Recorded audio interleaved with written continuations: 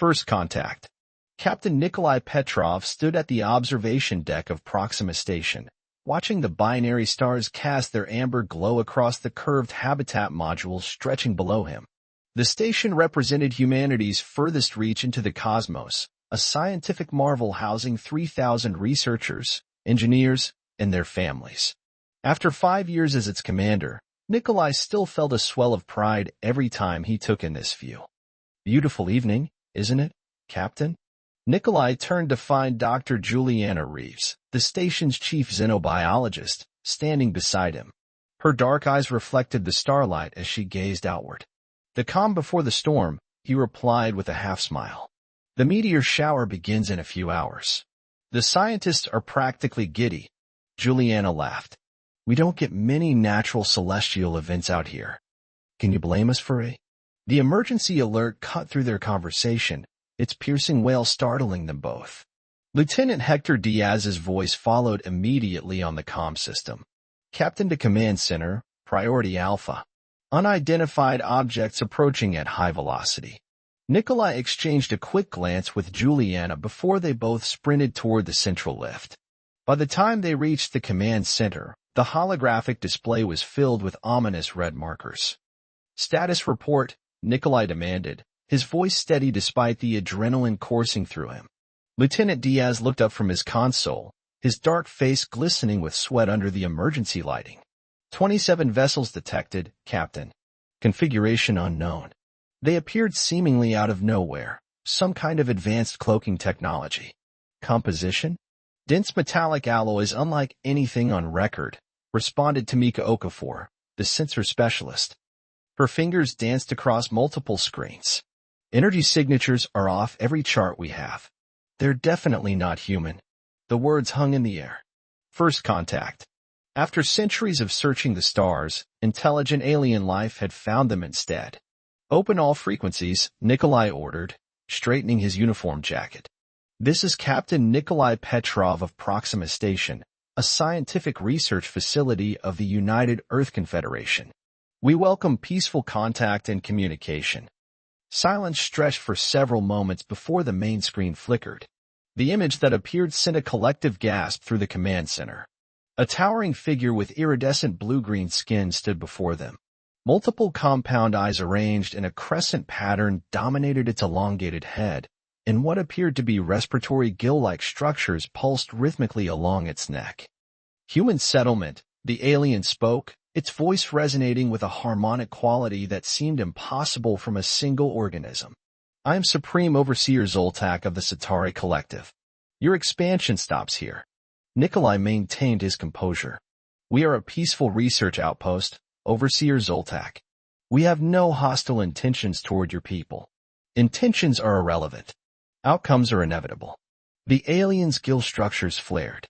Your species has been observed. You adapt quickly. You innovate dangerously. You reproduce excessively. The collective has designated humanity as a Class 1 extinction threat. Juliana stepped forward. There must be room for dialogue. Cultural exchange. We could learn from each other. The decision is final, Zoltak interrupted. Proxima Station will serve as demonstration. Surrender and become integrated labor units, or resist and be eradicated. The transmission cut abruptly as the station shuddered from a powerful impact. Emergency klaxons blared throughout the facility. They've targeted the main power core. Hector shouted. Shields failing at multiple points. Nikolai made an instant decision. Initiate Protocol Omega. Get the quantum entanglement transmitter online. Earth needs to know what we're facing. They're jamming all conventional channels, Tamika reported. QE transmitter is our only option, but it can only send one burst before the Satari will detect and destroy it. Then we make it count.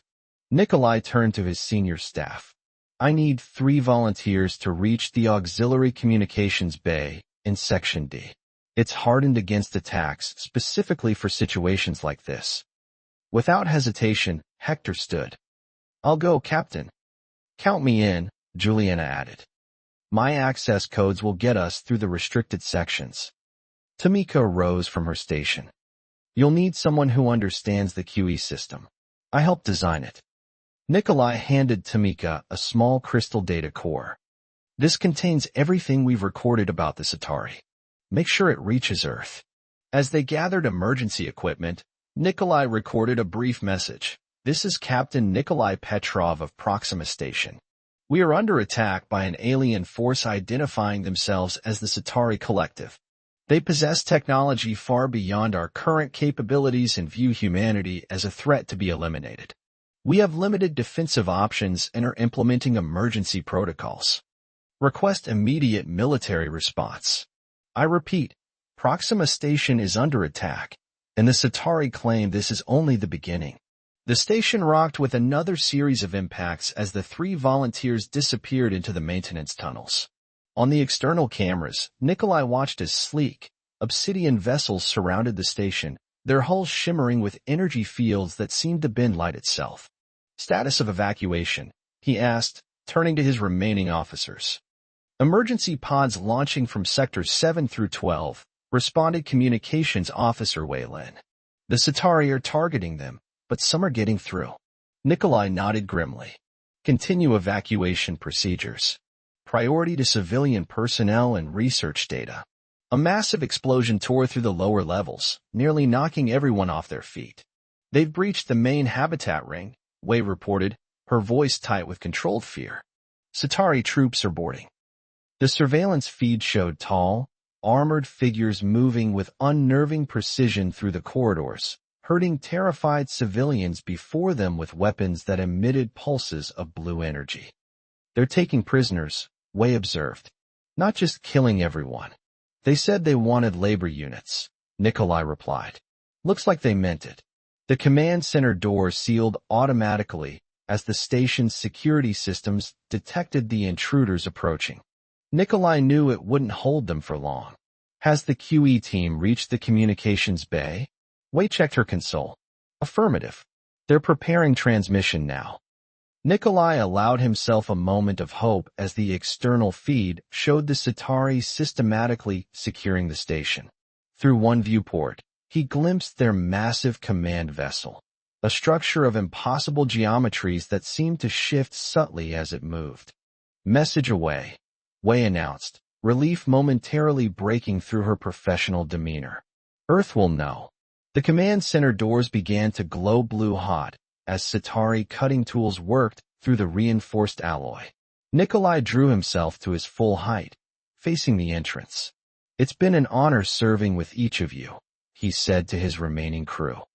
As the doors gave way and the first Centauri troops entered, Captain Nikolai Petrov stood tall, representing humanity at its first, and perhaps final, stand against the stars. Counterattack. Fleet Admiral Josephine Wu stood motionless before the massive viewport of the UC Dauntless, her weathered face illuminated by the blue-white glow of the ship's quantum drives. Behind her, Earth's orbital shipyards had become a hive of frantic activity unlike anything humanity had witnessed in its spacefaring history. 518 vessels, reported Commodore Takashi Himura, standing at a respectful distance. The largest fleet ever assembled. And yet I wonder if it will be enough, Josephine replied, her voice carrying the weight of responsibility. The quantum entanglement transmission from Proxima Station had arrived 24 days ago, and its contents had shaken the foundations of human civilization. An alien armada, a hostile first contact, a colony under occupation. The Admiral turned from the viewport. Status of the Aegis Protocol vessels? The 12 prototypes are fully operational, Admiral. Takashi answered, gesturing toward a separate docking bay where sleek, obsidian ships gleamed under spotlights. The enhanced graviton drives are performing beyond projections. They'll reach Proxima Station in half the time of our conventional warships. And the displacement technology? Successfully tested on all units. The scientists are still calling it experimental, but we're beyond the luxury of caution, Commodore. Josephine cut him off, walking toward the holographic war table. The Centauri have declared us an extinction-level threat. They don't realize we're about to prove them right. She activated the ship-wide communication system. Attention all personnel. This is Fleet Admiral Wu. In 10 minutes, we embark on the most critical mission in human history. The enemy believes they have crushed our furthest outpost, that we are weak, that distance is their ally. Her voice hardened. They are wrong on all counts. Operation Shattered Horizon commences now. As the massive fleet broke formation and accelerated away from Earth, 12 shadows moved faster than the rest, their revolutionary drives tearing holes in conventional physics as they led humanity's response. 78 days after the fall of Proxima Station, Dr. Juliana Reeves crouched in the darkness of a maintenance shaft, watching Centauri guards patrol the corridor below. What had once been the station's hydroponics garden had been converted into a processing center where human prisoners sorted alien technology under the watchful compound eyes of their captors. Their rotating shifts, whispered Hector Diaz, his once pristine lieutenant's uniform now tattered and stained. We have maybe 5 minutes before the next patrol. Juliana nodded, clutching the makeshift transmitter they had assembled from salvaged components. After sending the initial warning to Earth, their small resistance cell had gone deep underground, gathering intelligence and sabotaging Centauri operations where possible. Tamika, are you ready? She called softly into her communicator. In position came the strained reply from Tamika Okafor. I've rigged the power conduits in Section G. When you give the word, half the station will lose gravity for approximately 40 seconds.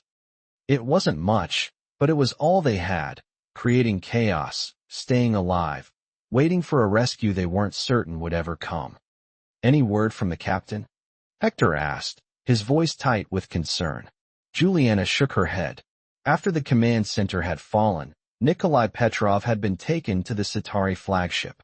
Rumors among the human prisoners suggested he was being subjected to intensive interrogation about Earth's defenses. On my mark, Juliana said, focusing on the mission. 3, 2, 1. The lights flickered, and suddenly the Centauri guards below were floating helplessly, their multi-limbed bodies flailing in the zero-gravity environment they weren't accustomed to. Human prisoners, many of whom had trained for space operations, used the momentary advantage to seize weapons and secure positions. As chaos erupted throughout the station, Juliana activated the transmitter. It wasn't powerful, just a modified emergency beacon broadcasting on frequencies the Resistance hoped Earth might be monitoring. This is Dr. Juliana Reeves of Proxima Station Resistance. We are still here. The Centauri have established a major forward base and are preparing for further expansion toward Earth. A violent tremor shook the entire station, cutting her off mid-transmission. Alarms more urgent than any they'd heard before began blaring through the Centauri communication system. What was that? Hector gasped, bracing himself against the wall. Tamika's voice crackled over their communicator. Multiple spatial distortions appearing around the station. The Centauri fleet is going to battle stations. Juliana scrambled to access the external camera feed on her datapad. What she saw made her breath catch in her throat. Space itself seemed to be folding inward at multiple points around Proxima Station, and from these rippling tears in reality emerged sleek black vessels unlike any human ship she had ever seen. That's not the Centauri, she whispered. That's us. On the bridge of the UC Dauntless, Fleet Admiral Wu watched as the 12 Aegis Protocol vessels materialized directly within the Centauri defensive formation, bypassing their early warning systems entirely. The displacement technology, creating artificial wormholes for short-range tactical jumps, had worked perfectly. All Aegis vessels report successful phase-in, reported Tactical Officer Lucas Okonkwo. The Centauri fleet is attempting to regroup, but they're in disarray. They didn't expect us to appear literally among them. Deploy kinetic interceptors, Josephine ordered calmly. Target their propulsion systems and weapons arrays. I want those ships disabled, not destroyed. We need intelligence. The main view screen displayed the battle unfolding with brutal efficiency. The Aegis vessels moved with impossible agility, their advanced targeting systems finding weaknesses in Centauri shields that conventional analysis would have missed. The rest of the fleet will arrive in 27 minutes, Commodore Himura noted. The Aegis squadron reports they've secured a perimeter around Proxima Station. Josephine nodded. Prepare boarding teams. Priority 1 is recovering our people. She paused, studying the tactical display. And locate their command vessel. I want to have a conversation with whoever is in charge. The battle for space around Proxima Station was decisively one-sided. The Centauri, caught completely unprepared for the technological leap humanity had achieved, found their vessels disabled or flanked at every turn. When the main Earth fleet arrived less than half an hour later, the alien forces that had seemed so overwhelmingly powerful to the station's defenders now appeared vulnerable and outmatched. Supreme Overseer Zoltak stood rigidly in the command center of his flagship as reports of defeat flooded in from all sectors. The primitive humans had somehow developed technology that even the Centauri collective had only theorized about. The miscalculation was catastrophic. The doors to the command center slid open, and a party of armored human soldiers entered, weapons trained on the Centauri officers. Behind them walked a human female in a dark uniform adorned with gold insignia, her silver-streaked hair pulled back severely from a face etched with determination. Supreme Overseer Zoltak, Fleet Admiral Josephine Wu addressed him without preamble. I believe you've been holding one of my captains. From behind her emerged Captain Nikolai Petrov, battered but unbowed, escorted by medical personnel. His eyes met Zoltak's compound gaze with quiet triumph. You were wrong about us, Nikolai said simply. Josephine stepped forward. The Centauri collective has committed an act of unprovoked aggression against humanity. You've occupied our territory, imprisoned our citizens, and threatened our existence. Her voice was level, but steel ran through every word.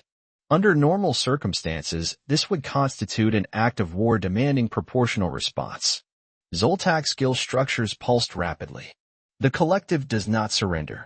I'm not seeking your surrender, Josephine replied. I'm informing you of new boundaries. Humanity will not be contained. We will not be threatened. And we certainly will not be exterminated. She gestured toward the viewport where the remains of the Centauri fleet drifted powerless. This was a fraction of our capability. A demonstration. She turned to leave, then paused. You called us dangerous innovators. You were right about that. Remember it the next time your collective considers crossing paths with Earth. As the human forces withdrew, taking their recovered prisoners with them, Zoltak watched the massive Earth fleet establish position around Proxima Station. The collective had gravely miscalculated, assuming that distance and technological advantage would ensure their victory. They had not accounted for humanity's greatest weapon, its relentless determination when threatened. 3 months later, a rebuilt Proxima Station served as the venue for the first formal diplomatic meeting between the United Earth Confederation and representatives from 7 previously unknown spacefaring civilizations, including a chastened delegation from the Centauri Collective. Dr. Juliana Reeves, now the station's administrator, stood beside Captain Petrov as they watched the proceedings from an observation deck. Do you think they understand us any better now? She asked, watching the diverse alien forms engaged in careful negotiation below. Nikolai smiled slightly. They understand that we aren't to be trifled with. That's a start. He turned to look out at the stars, the same view they had shared before the invasion. But more importantly, they're beginning to understand that humanity's place among the stars isn't just about our capacity for war.